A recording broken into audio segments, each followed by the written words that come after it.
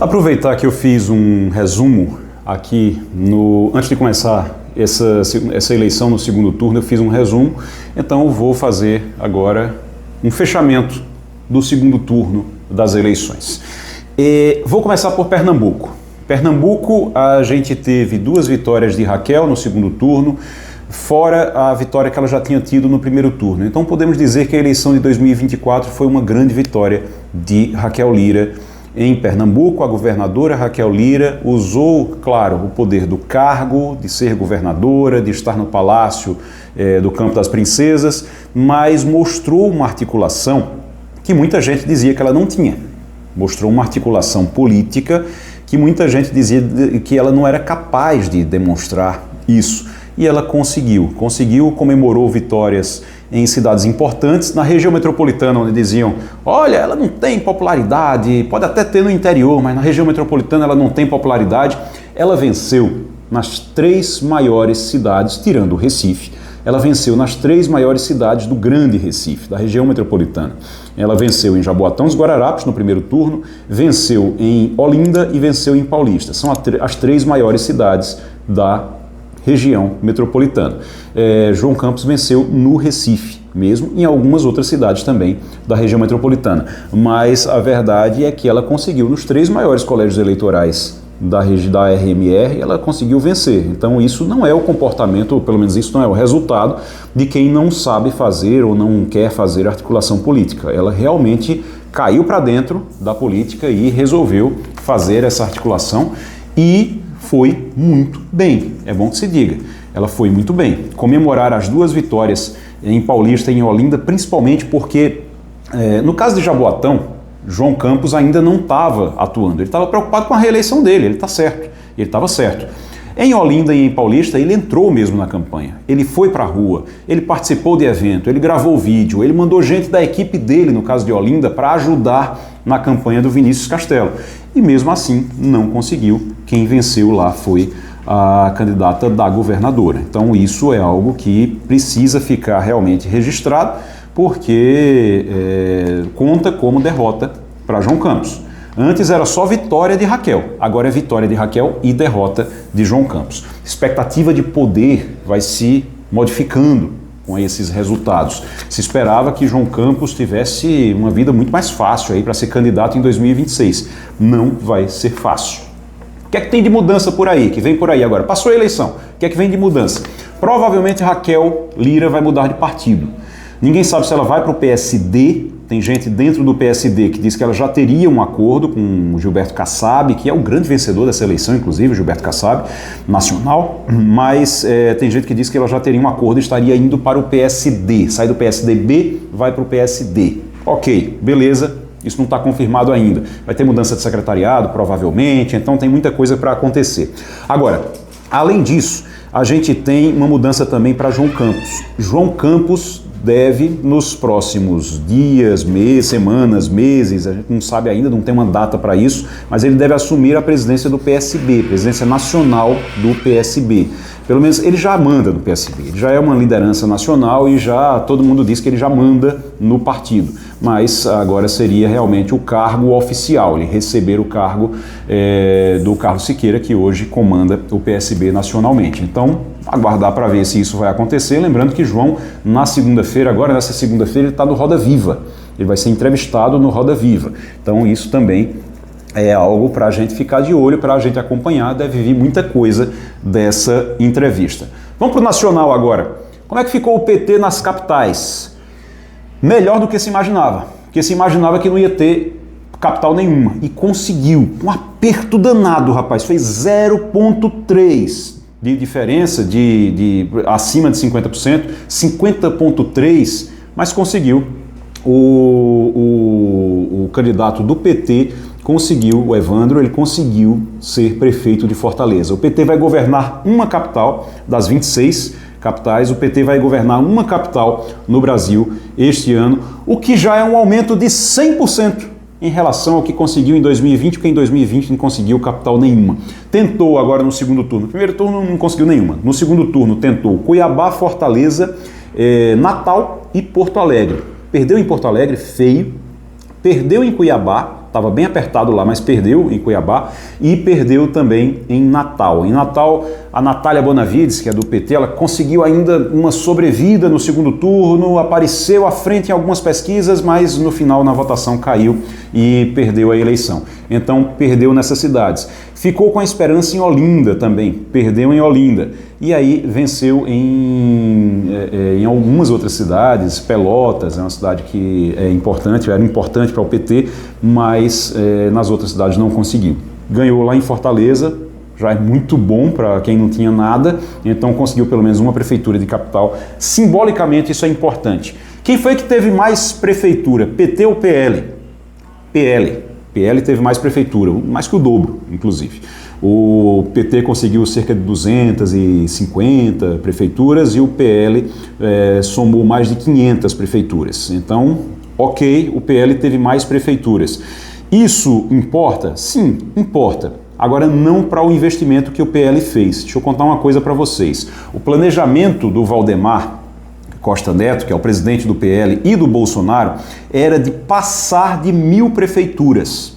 Eles fizeram um planejamento financeiro, inclusive de dinheiro, de investimento com viagens de Bolsonaro, com tudo, fizeram um investimento para passar de 1000 prefeituras.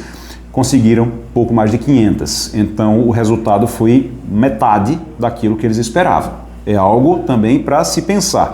Inclusive porque Bolsonaro, ele chegou a dizer nos últimos dias que não queria o PSD junto com ele em momento nenhum. Ele proibiu o PSD de fazer coligação com ele, de participar com ele de qualquer coisa, porque ele disse que não quer o PSD junto dele em 2026.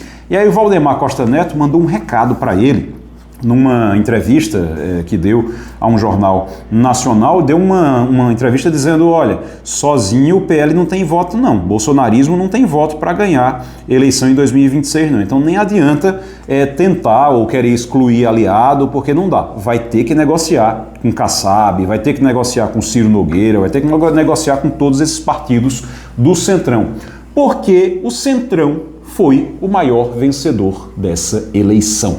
Se não fosse o Centrão, a coisa ficaria realmente muito complicada. Você tem o PSD, que tem o maior número de prefeituras, conseguiu quase 900 prefeituras nessa eleição. Você tem o MDB, que sempre foi grande, mas o MDB conseguiu também um número expressivo, cerca de 800, mais de 800 prefeituras, então conseguiu também o MDB. Cresceram também republicanos e PP. Ou seja, quando você pega a lista dos maiores, aí o PL vem ali naquele meio também. Quando você pega a lista dos maiores, você tem a maior parte dos partidos são do chamado centrão, ou centro-direita. Eles estão à centro-direita. Então, é um número realmente muito expressivo. Sobre aquele número que eu falei do PT, o PT 200 e poucas prefeituras, para ter uma ideia de como foi ruim para o PT, o PSDB, que é um partido que todo mundo diz que está praticamente nanico, não existe mais o PSDB teve pouquinho, mas teve um pouquinho mais de prefeitura do que o PT. Então, realmente é complicado. O PSDB acabou praticamente o PSDB, vai ter que ser refundado, recomeçar do zero, não sei como é que eles vão fazer isso, mas com a possibilidade inclusive de Raquel Lira sair. Se Raquel Lira sair, leva os prefeitos. Ela fez 32 prefeitos nessa eleição, tinha 5, passou para 32 aqui em Pernambuco, então se ela levar isso, o PSDB cai mais ainda. Vamos ver como é que vai ficar isso para o futuro. O Centrão é quem manda. O Centrão é quem manda. O Centrão ganhou a maior parte das prefeituras no Brasil, principalmente o PSD. Aí você pode estar dizendo, União Brasil também, fez muita prefeitura. Aí você pode estar dizendo, mas o que é que vale? Prefeitura, né? Fazer prefeito é bom, mas e aí? E daí? É o seguinte, gente, prefeitura, como é que funciona a prefeitura para a eleição estadual, para a eleição que vem aí? Prefeitura é músculo, é musculatura. Prefeitura é musculatura. Você vai ter uma musculatura para, a partir dali, você exercitar ela e conseguir algo a mais. Então, se você não tiver musculatura, você não faz nada. Você não faz nada. O corpo humano sem músculo, ele não levanta de uma cadeira. Ele não consegue levantar de uma cadeira, ele não consegue andar, ele não consegue fazer nada. Então, você precisa de musculatura. Quanto mais musculatura você tiver, mais ágil você é. Agilidade. o partido que tem mais prefeitura, ele ganha agilidade na hora de distribuir verbas, na hora de capilarizar a eleição que vem por aí. Então você vai ter eleição para deputado estadual, deputado federal, senador e presidência da República, além de governador. Quanto mais prefeitos você tem, mais fácil é para você capilarizar o seu discurso e sua verba, seu dinheiro também. Então, ter prefeitos é muito importante. Ele é uma ponte, prefeitos e vereadores. Quem fez mais vereador esse ano foi o MDB. O MDB foi quem fez mais vereador esse ano. É muito mais fácil você capilarizar o seu apoio quando você tem essas ramificações maiores. Então, leva vantagem o PSD, leva vantagem a União Brasil. O PSD tem tanta vantagem que já está se discutindo, o PSD quer a vice de Lula. Está dizendo, para apoiar Lula, quero a vice. E aí, o PSB de bola, que é o PSB de João Campos, já está, inclusive, se movimentando porque não quer perder a vice de Lula. Hoje o vice de Lula é Geraldo Alckmin, que está no PSB, B de bola. E aí o PSD querendo esse espaço, o PSB sabe que não tem força para brigar com Gilberto Kassab. E aí o que é que o PSB já está fazendo? Está conversando com União Brasil para fazer uma federação. E aí vai pegar a federação do PSB com o União Brasil, vai chegar lá e vai dizer, olha, tô aqui, agora eu sou forte, porque agora não sou eu sozinho não, tô eu e o União Brasil, e a gente quer a vice também. Você pode estar se perguntando agora, rapaz, PSB, Partido Socialista Brasileiro, com União Brasil, que era o PFL, que virou o DEM, que juntou com o PSL, o partido que elegeu o Bolsonaro em 2018, como é que é isso assim? Como é que vai ser isso? Juntar a União Brasil com o PSB? Vocês lembram, não sei se vocês lembram, logo depois da eleição, ou foi no finalzinho, na reta final já da eleição aqui do Recife, João Campos deu uma declaração dizendo que o PSB não era de esquerda, o PSB era de centro-esquerda. O que é que ele está querendo fazer com isso? Ele está querendo trazer já a ideia do PSB mais para o centro. Ele está dizendo, olha, o PSB não é um partido de esquerda, é um partido de centro-esquerda. Por quê? Porque aí ele consegue aproximar o PSB do União Brasil.